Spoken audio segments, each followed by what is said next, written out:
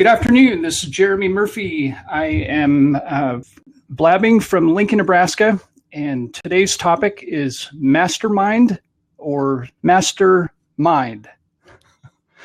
And I need to give credit right up front to a good friend of mine, Bill Rowe, who just popped in the room. Bill, I wanted to thank you for providing this title. I would not have picked as good a title, but I do appreciate you being generous enough with giving me the idea for this title, and I used your exact suggestion. So thank you. Hi, Bill. Hey, you're welcome. Well, I don't know if you noticed, I just posted in the Tweeple group, but Daphne scheduled an interview with me now.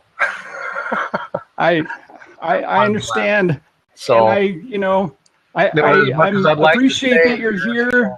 Yeah, and this could go 2 hours, so I don't know how long your interview is going to go. And I apologize, there's a schedule conflict. I didn't realize that till you posted it. But yeah, and I don't know if I had seen yours. I know I didn't see it when we scheduled this interview. So it is what it is. It'll be all right. Yeah, so I think I forgot to tweet it until after I saw a couple other people had tweeted it, and I said, "Oh, I need to tweet this myself, don't I?" Yeah. Hi, bye, ha. I got to jump over there because Daphne's probably waiting for me. So, all right. I will. Bye, Bill. Good to see both of you. Catch up with you later. All right, sounds good. Thanks, Bill.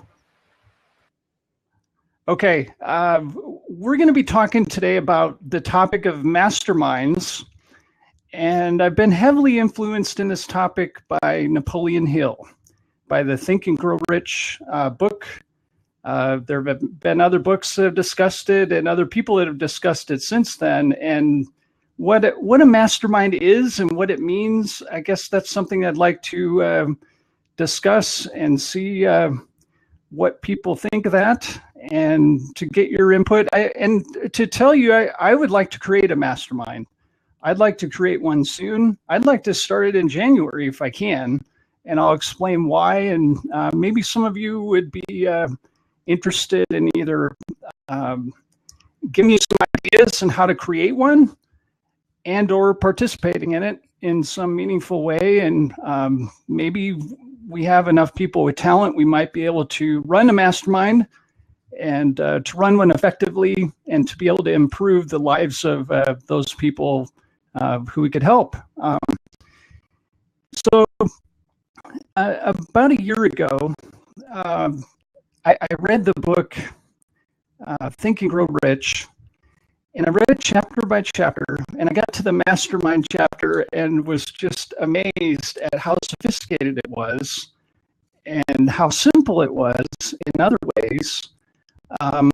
But really, what it comes down to is you create a group, a nucleus of perhaps 5 people, 5 significant people that can impact your life. You can share ideas, you can have a creative co-creation, you can have collaboration, cooperation. I should mention at this point, since I mentioned the word cooperation, this is a slight continuation of the previous blab I had on the power of cooperation. And during that blab, I changed the topic a couple times to mastermind topics to see if that aroused any further interest. And there were some people that were interested in that topic at that time. So I would refer you back to my cooperation blab if you're interested in exploring that topic further. So that's really where this discussion began. And it was in that previous blab where Bill Rowe suggested that we use this title, Mastermind or Mastermind. So what is a mastermind? It's a group of people that work together for the common good, sharing ideas, and how often the participation is or how the participation takes place varies to a great extent. Some of these are in person, where the mastermind group will meet at a location, at a coffee shop, and maybe talk about business for an hour or so and sharing ideas, problems, resolving problems, troubleshooting, figuring out how people can break through and really take their businesses to the next level. Those of us who are entrepreneurial, and I'm one of those people, we find that we really rely on other entrepreneurs for ideas. And we reach points where we feel like we're stuck, or we hit a brick wall, or we're flustered, frustrated, can't find the right approach to really be able to dig out of the mud or the sand. And if we do find ideas from people on something like that, that does allow them to really be able to realize that other people have powerful insights. And what we'll find is we'll provide insights to others that they will find powerful that we don't even think have redeeming value. And that's something that's interesting. If you're listening to people, even on a blab, and people are providing nuggets of truth, or truth bombs, as I call them, it's just interesting. You see and hear moments where there are tweetable comments, pithy comments. Comments are really meaningful that you can apply to your life to improve your life. So what I'd like to do is to talk about what a mastermind is, what it isn't, and maybe what some of the limits and pitfalls are. And, I don't have a lot of personal experience with being in a mastermind group. I've only been in one. But after I lost my job last year, I hired a life coach, and he had a mastermind community. And so I signed up for that. And, the life coaching that I received from this person was amazing and very helpful. The mastermind group, however, it just, this person got busy. And so the mastermind group fell from his list of priorities. And so we weren't really getting the help that we needed from this mastermind group. And I started looking at what is really the content that's being posted here, and is the person leading the mastermind really doing anything, or is all the content coming from the participants? And then it just got quiet, and it would be quiet for days or weeks. And I started to realize that this person may have intended this to be a mastermind, but this is no longer a mastermind. It's not active enough. There's nothing happening here. And finally, the life coach realized this and tried to bring it back to an active level. But by that point, it was too late. I mean, almost all of us left this mastermind because it wasn't doing anything for us anymore. And I looked at what I was paying for it, and I was paying I don't know, I think about $16 a month for life coaching that went through this community. And I didn't have $16 of time to spend in this community. And the time that I did spend, I found that there wasn't anything there. I was getting more from, seriously, I was getting more from Twitter, Instagram, Pinterest. I was getting more inspiration from these sources. And I realized I can't do this anymore. I had locked this rate of $16 a month. And let's face it, sometimes you get what you pay for. Other people were paying a higher rate, but I realized, for $16 a month, this life coach may not have to provide a lot of value to me to, really be able to say that he's doing something. But I reached a point where I felt like I was the deepest thinker in the room. No one was really communicating with me. I didn't feel like I fit in. Too independent, maybe too, possibly too contrarian. That's a whole different blab. And at that point, I realized I have to leave this community for the good of this person's life coaching practice. And I didn't want to do anything to hurt his practice. So I just told him, look, I'm leaving. I'll leave quietly. I won't say anything as far as why I'm leaving, and explain the situation to him. And he was very understanding. So we parted on amicable terms. But I think that this is a good example of people call things mastermind communities. But if you're going to do that, you have to deliver at that level. You have to deliver high premium content, your best material, you have to be available. You have to be available to people that you're coaching and participating with, have a meaningful relationship. And if they have questions or problems, those need to get resolved. And if you have a quiet mastermind community where the chirp of the crickets is more dominant than the discussions that are going on, you really need to think about whether that's really a mastermind community, because I would suggest to you that it's not. So that is not what I'm looking to create. But I do want to create something that's more active, something that would contain clients that I'm coaching. I've debated whether to create a mastermind community for coaches. And this is a tough one because we have all different types of coaches. We have, for example, I'm a certified running coach. I'm taking a test this weekend to become a certified health coach. I'm a transformational coach. I'm doing life coaching. And some of those intersect, and sometimes coaches get along and sometimes they don't. But coaches need opportunities to have meaningful professional development. And so I'm not sure if the best way to deliver that is through some type of coaching academy, more of an academic type of teaching, or more of I don't know if mastermind is the same thing as a support group. There are elements of support there, but it seems to be a higher plane than a support group.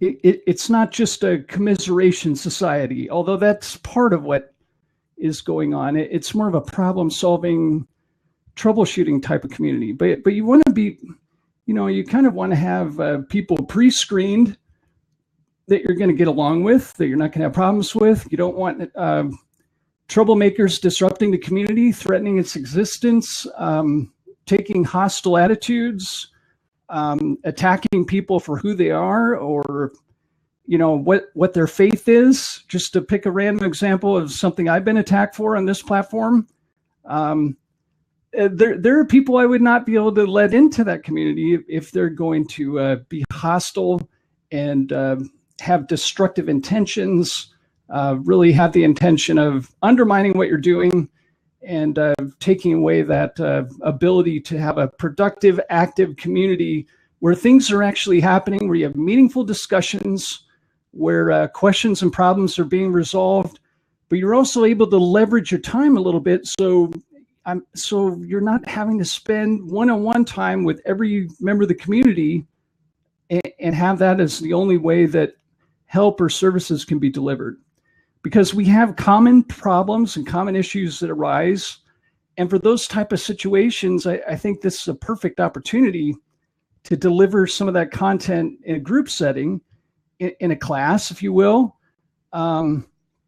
So it would allow for some people to sign up for those courses internally, to keep those somewhat private, and to be allowed to present some premium content to people that want more access than they may get in a normal coaching relationship from me, where maybe with some clients I might have monthly interaction, maybe with some they might want weekly, some might want daily, and that's that's a difficulty that coaches have in deciding how to price your services for people that want differing levels of service or different levels of access. So, and I wouldn't want people joining this community that want to just sign up for it and not participate. And I don't know how I don't think you can really mandate participation, but maybe there could be some activities to, I don't know, ice-breaking activities, things like that, to get people to have discussions centered around certain topics. I think, there are enough people turning to me for help from here to Hawaii to Europe, just all over the world, that are asking for my help. And I have to find ways to deliver that virtually to some extent, because they're not all here in Lincoln, Nebraska. They're not all here in Nebraska. Some of them may be in Nebraska, but not all of them.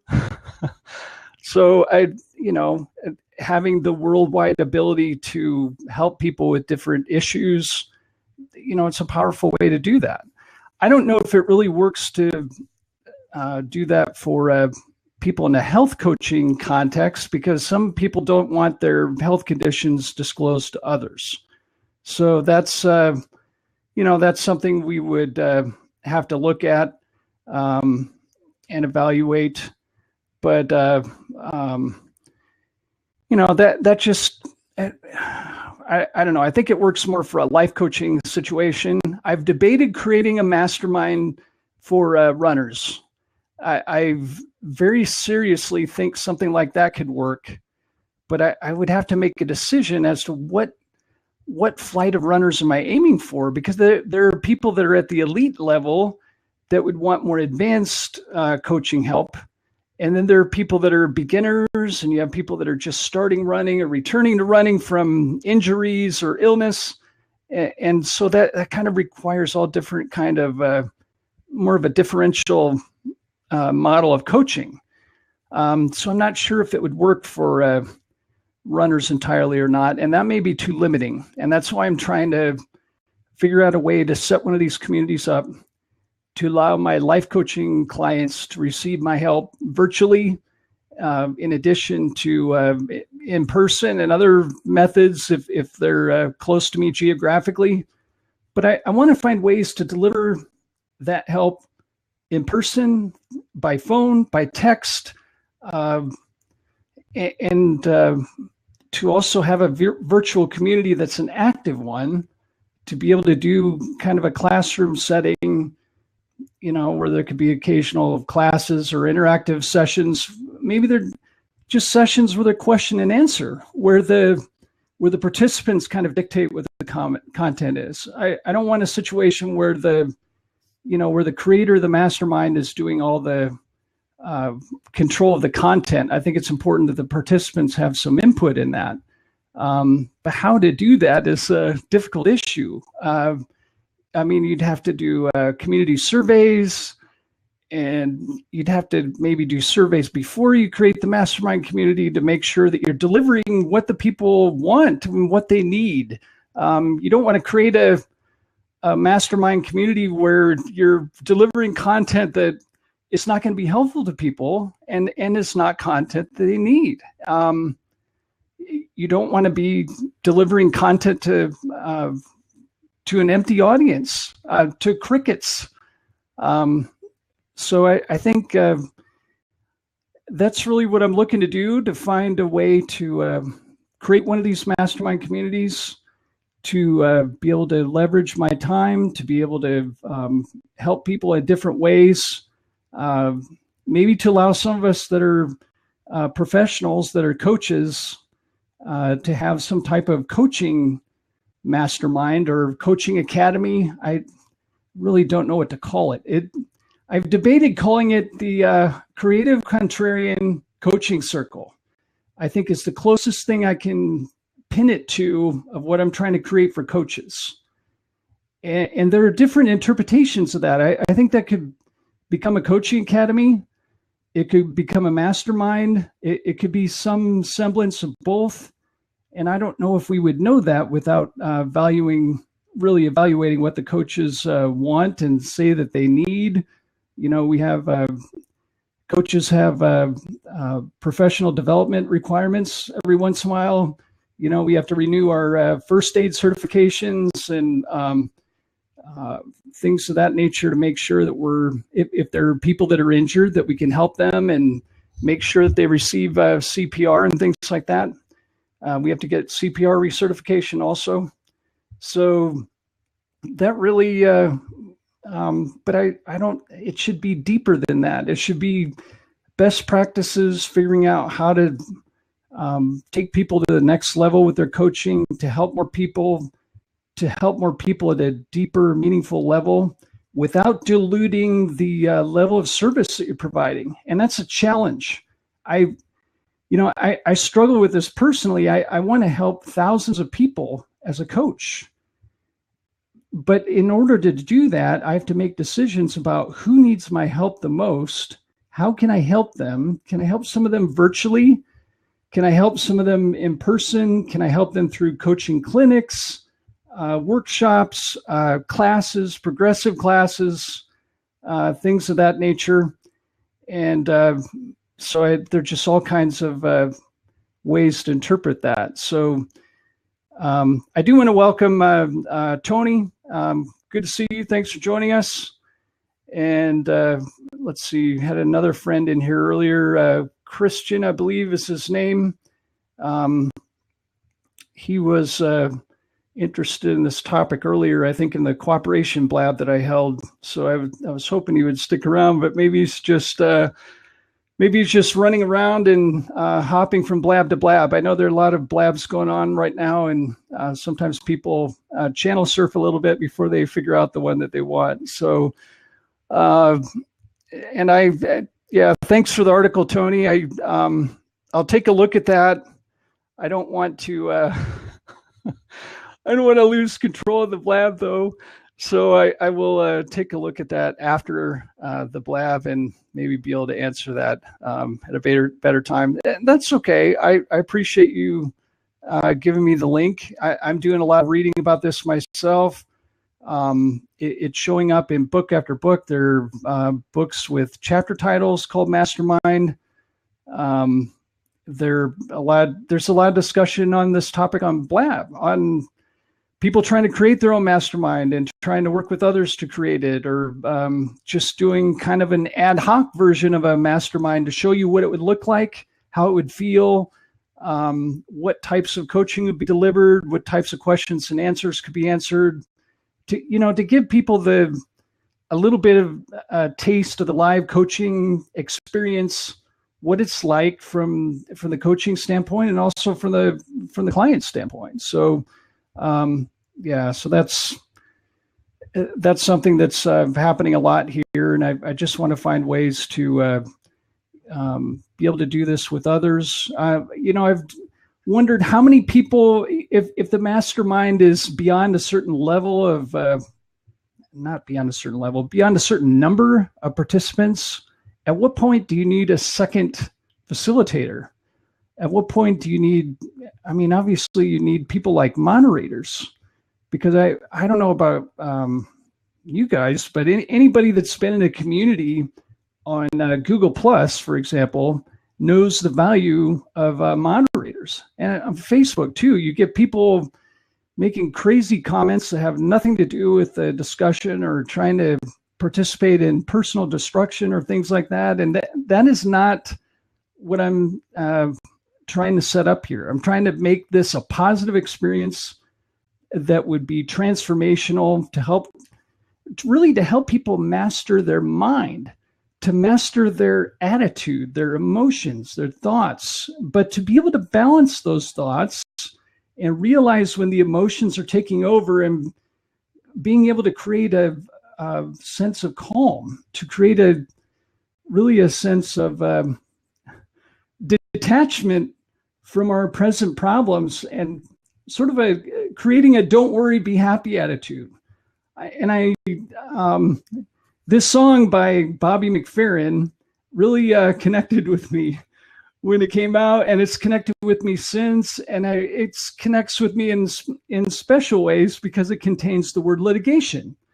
And as an attorney, I realize that a lot of us pay our bills that way. Now, I don't pay my bills that way anymore because I choose not to be an active attorney anymore. That's just it's not my cup of tea. It was for 21 years, but it's not anymore. So, but that's really that's the mindset that we need to be successful. We have to find those internal sources of happiness and external sources to combine with it, to be able to make happiness persist despite our worries, despite our troubles, despite our obstacles that may arise, people that may attack us. We have experiences where we have to protect ourselves from those who attack us, where we have to block them on Twitter, Google Plus, and other media. And I don't know why we can't do that on Blab, but please, Blab, we need that, because I had this personal experience where I had to block somebody on Twitter, Google Plus. I can't block them on Blab. I wish I could, but that's where I was attacked. And we can't let people like that get to us. We have to have a thicker skin than that. And so I'm going to let that go, but I'm going to also remove that person from my life, because I realize that person is too negative, intending to drag me down, realizing that I have influence and trying to take advantage of it in a public forum like Blab. And I'm just not going to allow that to happen. And if people are going to try that in the future, if I have hosting or co-hosting abilities, they're going to be out of the box. They're going to be out of the box. They're going to be out of the Blab. They're going to be reported to Blab. I've got a zero tolerance level for that right now. So, I want to make sure that in setting this up, that I do it the right way, that it's positive, that it's a positive experience for everyone, that no one is attacking anyone else or making it a negative experience in any way, making people uncomfortable.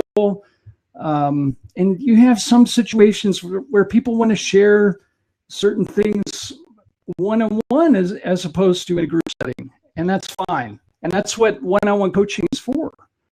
But figuring out how to create a safe, positive community where people feel comfortable sharing what's bothering them. And, let's face it, for a lot of us, we have struggled with self-confidence, self-esteem.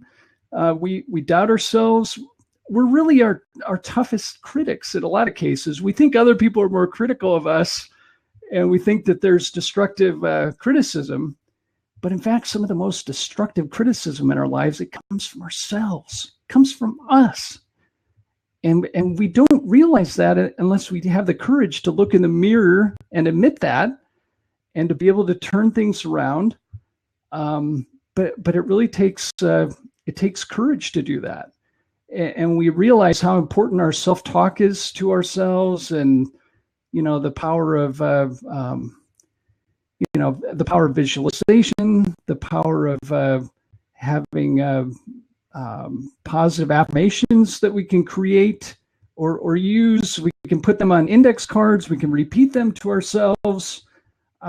This is what it takes to build greatness inside that can rise to the level of helping people in a meaningful, powerful way, and really being able to give of ourselves without counting what the cost is. And figuring out what the limits of that are, that's a tough issue, because we all have to take care of ourselves. We have to take care of our families. We have situations in our families. We have, some of us might have spouses who have illnesses, or children, or aging parents becoming more common. And sometimes they rely on our help for certain things. So, we all have to figure out how much time we need to keep our own family and inner circle afloat and doing well. And then we figure out, how much time and effort would it take to create a mastermind to support, throughout a number 20, 25 people in a meaningful way, where you have maybe weekly calls where people could call in. We could have webinars, could have private one-on-one coaching associated with that.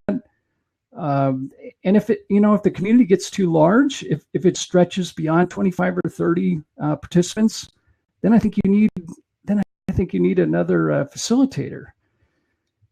And so who would that be?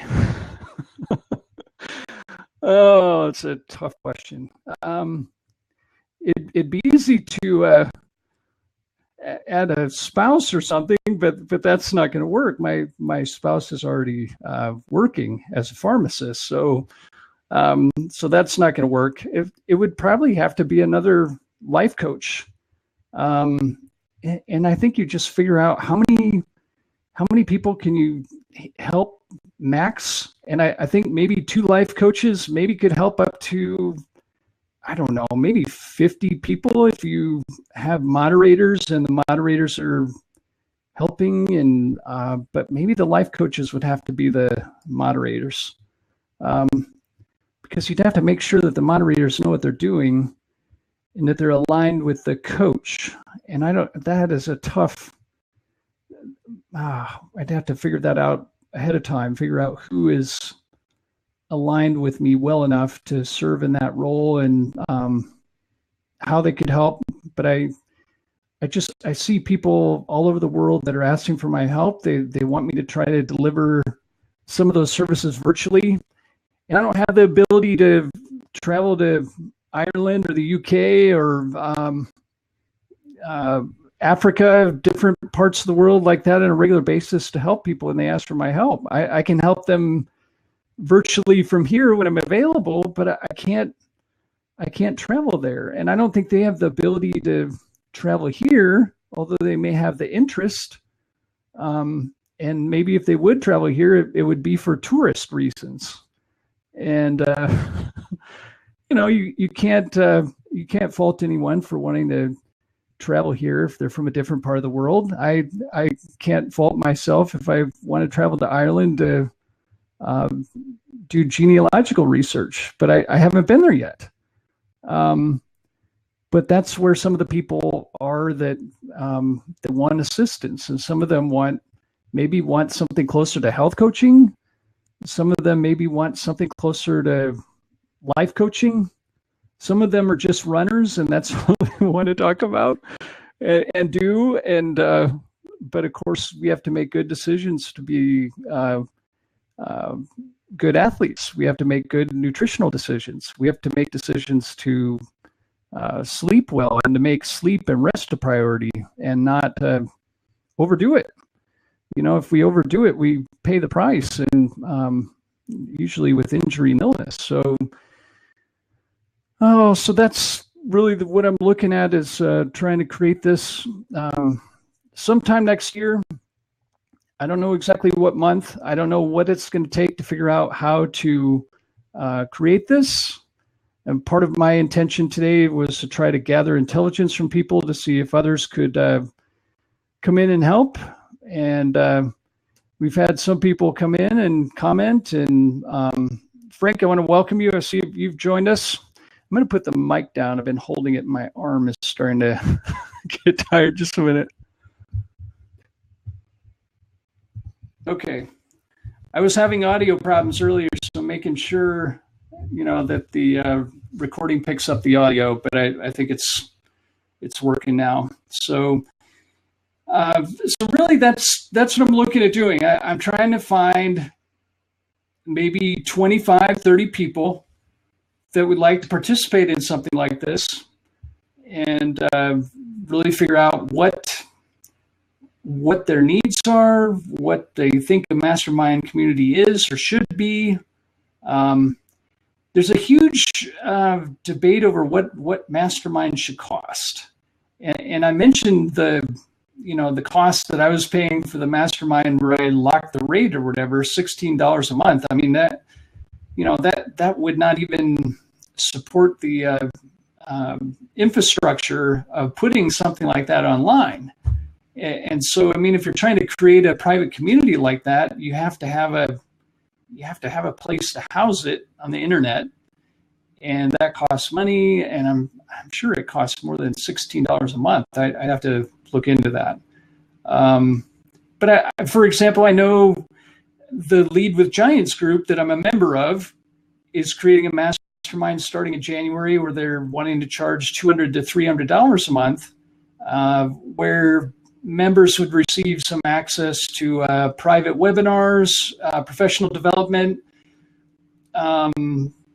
They'd still have access to free blabs that are Lead with Giants blabs. And Lead with Giants is on Twitter, Google+, Facebook, LinkedIn. It's on almost every social media.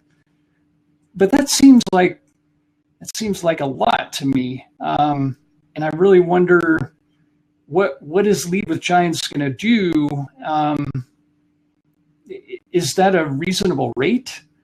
What content are they going to deliver at that level that would make that a worthwhile investment? Now, I know some people, and we had someone on a previous blab, the cooperation blab that I hosted, where we talked about masterminds a little bit. Someone said they were paying, I think, $1,000 or more a month for some mastermind group, and that must have been a premium group, or they were telling us about one. And I mean, you would have to really be delivering some great content to be able to justify that kind of rate. You know, you don't want to create a situation where you're overcharging people, and you don't want to create a situation where you're undercharging people and not able to keep up with the costs of delivering the content, making sure that you're keeping the internet operations up and vibrant, active. That's figuring out what people would be able to afford in a mastermind group. I don't really know that. Everybody has a different financial situation. Some people are working, some people are not working, some people have tight budgets, some people have more lenient budgets. But the reality is some people need more help than maybe the one-on-one coaching at a basic level would provide. And it would seem to me that the proper way to deal with that would be to create a mastermind community to wrap around the one-to-one coaching and really be able to use that as to deliver a higher level of service, a premium service.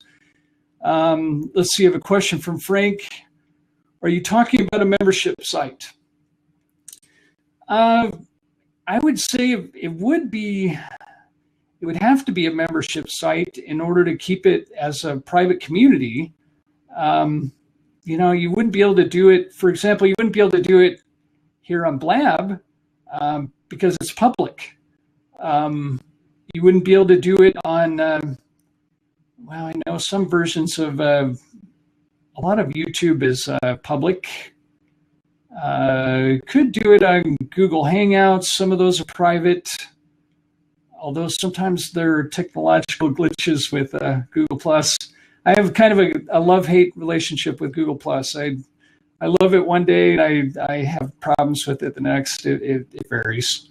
So I think it would be a membership site to some extent. It'd be a private community, I guess is what I would call it, a private mastermind group. And I know, Tony, I see the suggestion to use appear.in for private virtual meetings. That's a good suggestion. I know I'm learning how to use Zoom. I don't know how to use Zoom very well, but I've used it a couple times and it hasn't failed me yet. And for a smaller group, I think the free account with Zoom allows you to deliver content up to 8 people, I believe. And then I think if you get the premium membership, you can deliver it to more. But I look at coaches that are delivering masterful premium content on multiple platforms at the same time and thinking I should be able to do that. But I'm also trying to figure out how are they doing that.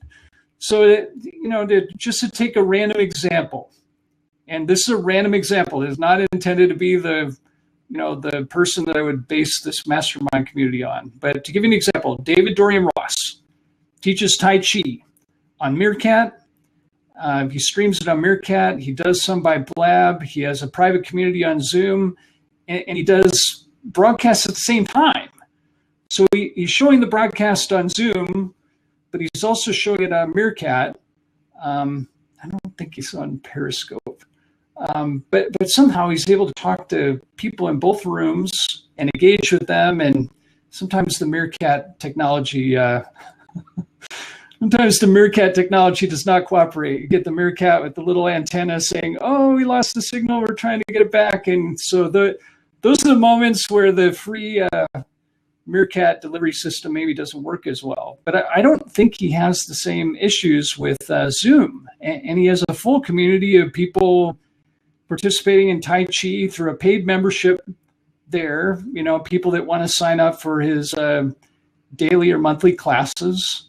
And, I know a lot of coaches, we have to figure out how to deliver content to people, realizing that a lot of the people we're coaching are not going to be geographically close to us, but they may be aligned with us as coaches, with our positivity, with our attitude, with our mindset. And that's really something that, the coach and the athlete or client have to assess before they can have that relationship. I'm going to display the question. Are you talking about a membership site? Yes, to some extent. It would have to be, although I would call it a private mastermind group. I think would be a better way to put it. But it would be a membership site. I'd have to pre-screen the members, make sure that we're aligned, and find ways to deliver webinars and premium content to them that they might be interested in. And some of it's going to be beyond the level of what I'm providing on this free platform. I mean, for example, I've written a positivity course. I have a free course that's going to be delivered, and then an 8-module set, which would be a paid version that people could purchase if they choose to. But I'm not going to put the premium content here on Blab. I mean, I've invested a lot of time, resources, effort, research into this course. But I'm at a point now where I have to get it copyrighted to make sure that especially the premium content is protected and that it's not stolen by someone. And as someone who's an attorney, I have to be cognizant that the temptation is going to be great for people who get their hands on content like this to copy it. And I can't allow that to happen without doing something to preserve those rights. But being able to deliver something like that, maybe I do a coaching mindset course or a motivation course, or, dealing with chaos or trouble in your life, overcoming obstacles. There's just all kinds of topics that people deal with. A lot of us have dealt with job loss. We have a lot more turbulence in the economy these days than we did before. And so it's tough to rebound from that. It's tough to shake that off, to let it go, to realize that sometimes parting company is the best thing that could have happened to us. And it gives us exposure to a path that we would never have found without being freed from whatever position we previously held. So hindsight's 2020, but I think for those of us that have gone through that, we realize it's a loss. It's there's grief involved, there's anger involved, and I think a lot of times we turn to emotions like anger, especially, not realizing how destructive that can be, especially if we allow that to persist and create enough negativity. If you get negativity percolating at that level, and then you start affecting your family and your friends, I mean, your circles are going to shrink. All of your circles are going to shrink, not just your inner circle. Every circle of friends will shrink, and maybe not in a good way. Maybe you'll lose some of the positive influences you need in your life, but they left you because you were too negative. You polarized to the negative side and weren't able to switch your polarity. And I think a lot of us, we lose cognizance of what our polarity really is, whether we're polarized positive or whether we're giving off negative energy and emotions. And we don't realize the impact that has on people if we're emanating that degree of negativity. So, helping people do that, to be able to take a step back, shift their perspective, that's a very powerful thing. And that's something that, you can't there are not a lot of people that are willing to deliver that kind of help for free. Very few are willing to do that. I've been fortunate to find some that have been willing to give those kind of perspective shift advice talks to me when I've needed them. And there aren't a lot of people like that. I'm thank God that there were people that generous and just generous to help me and caring enough about what I was going through, seeing that I was struggling a little bit, trying to figure out which direction to move, what path to take, how to redefine yourself, reinvent yourself. But we all have moments in our life where we have to do that, where we have to press the reset button. And we have to have the courage to, number one, we have to have the courage to press the button. And number two, we have to have the courage to look a different direction and realize the new direction could be much more powerful than the previous directions we've gone on. And I've become very cognizant that the level of which that we cooperate with people in helping them, it directly impacts where we're going. It has a direct impact on where we're going. And if we're selfish and closed-minded and not go-givers and, we're just living our own little silo, we're not going to get anywhere. We're going to hit brick walls. But if we can step back, be selfless, be go-givers, help others,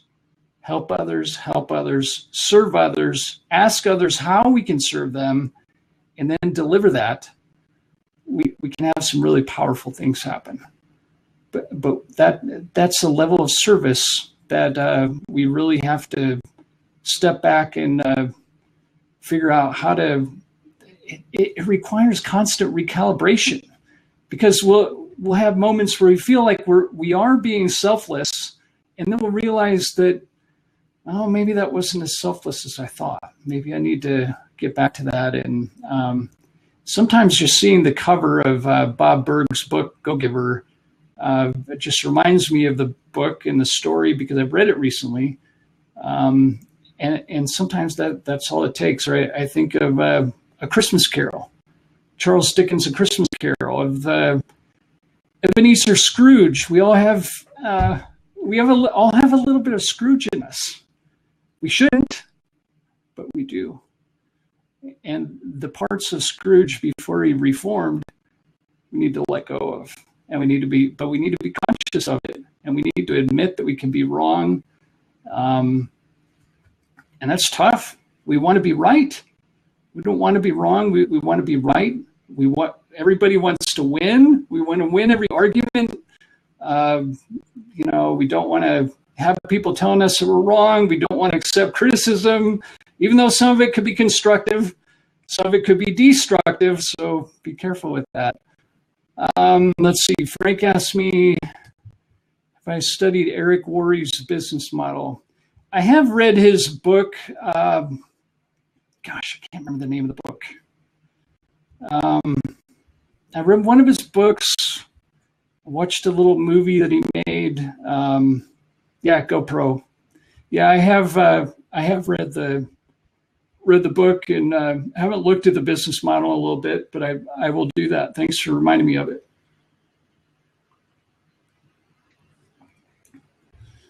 So I think it's important that we talk a little bit about what it takes to participate in a mastermind. We have to be able to set our own interests aside.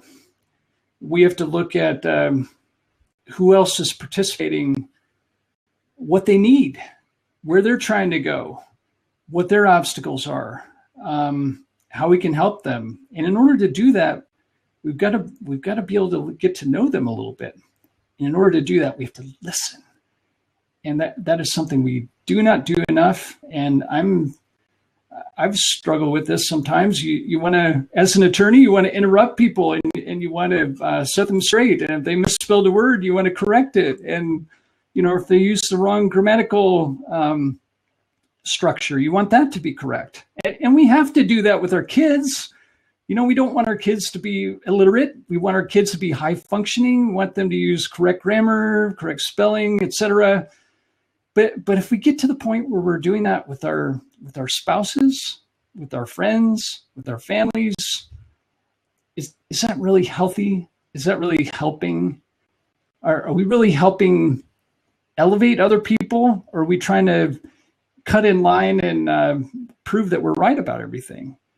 And I think sometimes that's exactly what's going on, and we have to let go of that. So I think we have to be more open-minded. We have to think more from the heart. Sometimes we get into overthinking. There's a paralysis that goes with overanalysis. And as someone that's an overthinker, this is a tough issue, because I like to think about things on 5, 6, 7 different levels sometimes. And by the time I get to the 7th level, I realize, well, I really didn't do much by thinking about the first 4 levels. So maybe I'm thinking too much about this. Maybe I need to boil things down to the simplest possible terms. Get back to what Occam's razor said about the simplest explanation frequently being the best. Yeah, that's what they call obsessive compulsive disorder. Yeah, with the joke I would give you on that, Tony, is with attorneys, we have law and order. We like to think of order in the court. And so we have a problem with the word disorder. And so for attorneys, the proper terminology would be obsessive compulsive order. That allows us to be obsessive and compulsive, and we try to be orderly even when we're disorderly. So again, I'm not saying this to make light of the condition. I understand that OCD is it is a serious disorder for people to have it. I'm just trying to make light of it being applied to myself. Because I don't think it fits me entirely, because sometimes I'm obsessive and compulsive and sometimes I'm really not. Sometimes I'm orderly, but sometimes I'm disorderly. So attorneys are hard to classify. Always reading between the lines, reading all the footnotes, reading the footnotes, and then reading the regular content. Sometimes the footnotes are more interesting than the regular content, but I wish we had more footnotes in books like A Christmas Carol. That would be really meaningful, and my version doesn't have that. I have to get an annotated version. So anyway, so the mastermind concept is a powerful one. It's a transformational one. It's one that I think could be very useful to many of us. I'm hoping to be able to deliver some of that in the near future. And I'm going to try to find someone who might be able to help me if I have a group that becomes too large. If I have a group of 45 or 50 people that need my help, but I think I can only handle 25 or 30, I've got to figure out how to deliver that content, or if those people would have to be broken into different groups. For example, maybe some of them would want life coaching, but some of them would want health coaching. And then it might make sense to break them into different classifications. I'm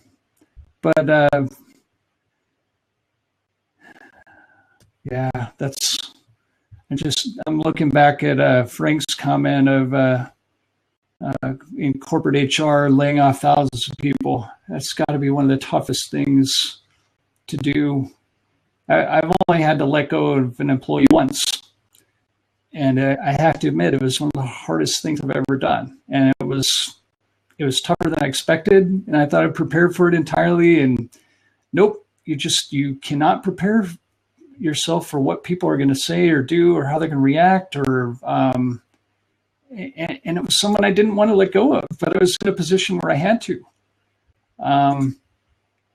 So yeah, this very tough situation. But I'm trying to figure out a way to deliver Mastermind service sometime next year, as early as possible. I'd love to create a group by January if I can. I'm not sure if I'm going to be able to get that done before the end of the year. I want to make sure that I do my homework, though. I don't want to do it the wrong way. I don't want to rush into something and then create something that I can't find a way to really deliver the service that I promised. So I want to figure out how much service could be provided and how, and to what extent, and what it would cover, and if it would just deal with life coaching or if it would intersect with health coaching. I am expecting to, at some point, pass the health coaching test with the Dr. Sears Wellness Institute. And if that occurs, I have to decide how to deliver my service as a health coach. And some of that would be one-on-one, some of it would be through workshops, some of it would be through a curriculum that I've learned called Primetime Health, is a 4-workshop curriculum. So some of those classes will be delivered in person, some would be delivered online for people that want to learn remotely. But I'm really looking for people that want to be lifelong learners, to take their lives to the next level, to figure out how to really become masters of your own. We want to become masters of our mind, don't we? We don't want our mind to rule all the time. We want our hearts to control our actions. And I think if we let our heart control more than our mind, we can have more powerful results in our lives. So I think the mastermind with the word separate is meaningful, because we do have to master our minds. The negativity, the self-doubt, the self-criticism, just all the destructive, negative things we think about ourselves, about how terrible we are, how unworthy we are, how we don't deserve good things in our lives. Where did this come from? Where did it come from? There has to be. It doesn't all come from us. Some of it comes from our families, our friends. Sometimes our families are the ones saying, "Oh, you can't do that. How could you possibly do that? That doesn't make any sense." And I went through this with my own family, and I love my family very much. But some of my family members thought that, you're an attorney, you've got a legal education, you've got 21 years of legal experience, and you want to walk away from this? You want to become a what? A life coach? What is a life coach? And it took me a while to discover what that meant and what that entailed. But I realized that's really that's where I'm being called to serve now. That's the people that are turning to me for that kind of help. They're dealing with lifetime situations, chaos, crisis management, dealing with anxiety, stress, depression, mental illness, any combination of those, or just people that just doubt themselves too much. And I've been there with the doubts. I've had my doubting moments. And I've realized that it doesn't take you anywhere. Now, it is meaningful and helpful to think of as attorneys, we're trained to do this in law school. We're trained to think of the worst case scenario. And this is something that as humans, the problem with doing that is you get so focused on the worst case scenario, you're not looking at the best case scenario. So we need to broaden our horizons. And we need to look at the best case scenario, and then look at the worst case scenario, and realize that usually things are going to fall somewhere in the middle. And when we do reach the best case scenario on rare occasions, we just thank God that it happened and realize that this can continue to happen. But we have to have a positive spin. We have to have a positive mental attitude that creates a positive spin, natural flow that aligns with that positive polarity. And we do that, we can do some very powerful things. If we get focused on the worst case scenario and what could go wrong, and this went wrong and that went wrong, and as someone with the name of Murphy, just feeling like I'm I'm cursed by Murphy's Law, that everything's going to go wrong and at the worst possible time, and that every corollary of Murphy's Law is true and should be accepted as dogma and baloney. I defy, as a Murphy, I defy Murphy's Law. I didn't say I despise it. I said I defy it. And I don't defy it always. And I'm making light of it a little bit because what my name happens to be. But we can't just, the more you buy into that mindset and say, oh, Murphy's Law, oh, Murphy's Law, oh, it perpetuates itself, repeats itself. And then we get filled with the doubts that things are going to go wrong and that everything goes wrong and that, oh, in our family, every chaotic thing that can go wrong goes wrong. And I mean, this is the type of chatter I've been hearing from my friends lately, even sitting at our school Christmas play. I mean, this is what I was hearing from the lady next to me. Just, they had a bunch of unfortunate things went wrong. And she just kind of said something like, well, with our family, there's always something that goes wrong and it goes wrong again and again. And then all these things happen at once. And, of course, the larger your family is, the more things can go wrong, potentially, not necessarily all at the same time, but potentially.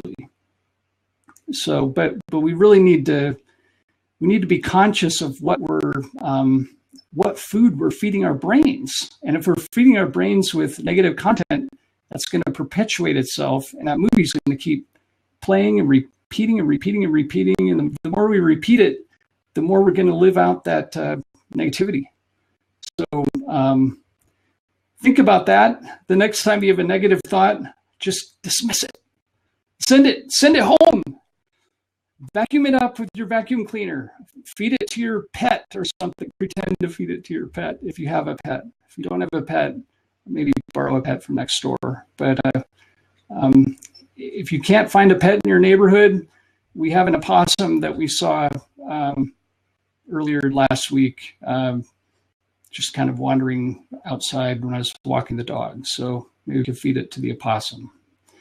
But anyway, think about the positive mindset. Think about what that can do for you to take your life to the next level, regardless of where you are. I'm going to let Sergey in, see if he can connect. Hello. Hi, Sergey. Hello. How are you? I'm fine, thank you. What about you? Doing well. Where you blabbing from? I'm calling from Ukraine. What about you? Yeah. I'm in the United States. United States. Okay. Which city do you live? I'm sorry? Which city do you live in USA? I heard USA. I couldn't hear the rest. We don't have, what city? I'm sorry. Yeah, I'm in Lincoln, Nebraska. I'm in the kind of the center of the United States. Okay. What is the topic about? We're talking about masterminds, about how masterminds can be used to take your life to the next level, self-improvement, making them mutually beneficial for people, that type of thing. Have you ever heard of a mastermind? No, I've never heard about it. Okay. Can you tell me a little bit about it, if you don't mind? Yeah, there's a book by Napoleon Hill. Have you heard of Napoleon Hill? Okay, no. He wrote a book called Think and Grow Rich. And I think Napoleon Hill was the first prominent person to really put masterminds out there as a powerful concept. But Hill was chosen by, I think it was Andrew Carnegie and others, to participate in really a learning group, a small group of prominent business people that could share ideas, figure out how to improve their entrepreneurial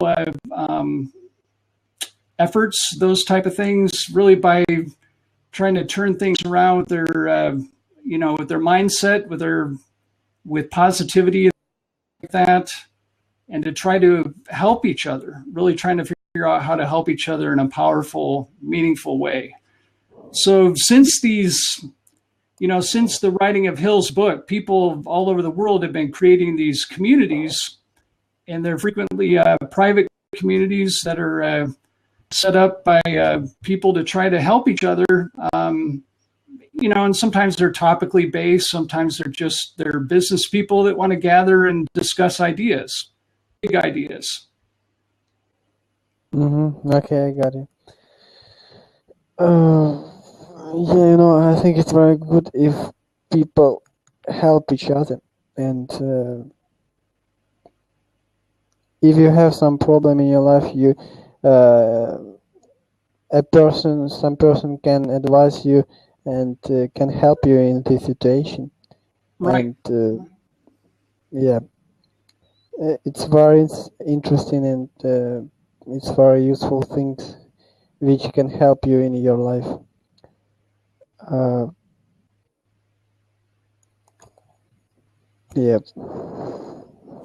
What else? Yeah, it is a way to deliver help in kind of a leverage way where you can, it's sort of like if you take an online class, you're learning this content with other people, and the professor can teach people to learn that content in kind of a group setting. So, sorry, I don't know what happened, Sergey. We lost you. I know with the distance, maybe we lost your connection. So sorry about that. So really with this mastermind concept, I do want to try to create one next year as early as possible, by January if possible. If not, as soon as I'm able to get enough collective intelligence to create something online, to figure out what platform to use, how to set up the community, how to make sure that it's safe and secure, to keep, you want to keep hackers out and that type of thing. So there are security issues, and security issues are a big deal to attorneys, because we see litigation that are attached to those topics all the time. I want to make sure that that's addressed, and some kind of screening procedure, whether it's a questionnaire or an interview, that type of thing. So, okay. Yeah, thanks, Tony. So you have to go, that's fine. So that's what I'm hoping to do. I'll figure out what platform I want to use, figure out who can participate and how, and I kind of want to look at some other communities, figure out how they're delivering this content, and go from there. So if you have any ideas on that, or you're interested in discussing the topic further, I do intend to have further labs and discuss the mastermind topic, figure out how to best serve those who need my help, and how to do that in a meaningful way that gives people that want more access, that gives them that access. For people that do not, maybe don't want to participate at that level, maybe just want a one-on-one coaching relationship, well, that would remain outside of the mastermind community. And I'm hoping that I don't have to create separate mastermind communities for each group of my coaching clients, but I'm realizing that maybe that'll be necessary at some point, that the runners might want their own community. The health coaching clients might want their own community. The life coaching clients might want their own community. And maybe some people, maybe I'd be helping in more than one of those ways. So that's something I need to figure out with my clientele, kind of where the center point is, if you will. And I think I'm sensing that the life coaching is kind of going to become the centerpiece, and that the other spokes will emanate out from that wheel somehow, of the running clients the health coaching clients, etc. So anyway, that's those are my thoughts on creating a mastermind community, how we can master our own minds, and I'm looking to gather intelligence from others on how to set these up, what pitfalls to avoid, how to make them positive, meaningful experiences, and how to share content in a meaningful way to be able to leverage my time so I can help more people, but deliver the highest quality content instantaneously to those people that may need it through the mastermind community. And sometimes with a one-on-one coaching relationship, that might be tougher to, sometimes it's easier to respond to someone one-on-one.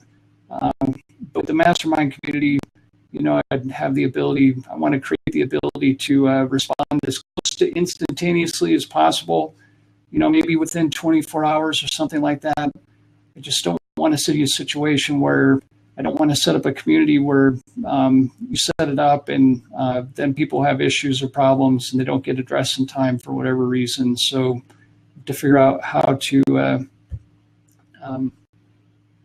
do that. So anyway, I think I'm going to close this out. I appreciate all of you who've visited us, and we'll go from there. So this is Jeremy Murphy. Bye, Frank. I have a Positivity Patrol website.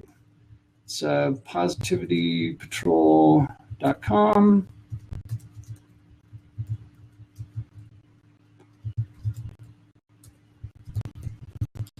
I do have a running blog. That's runninggridshark.com.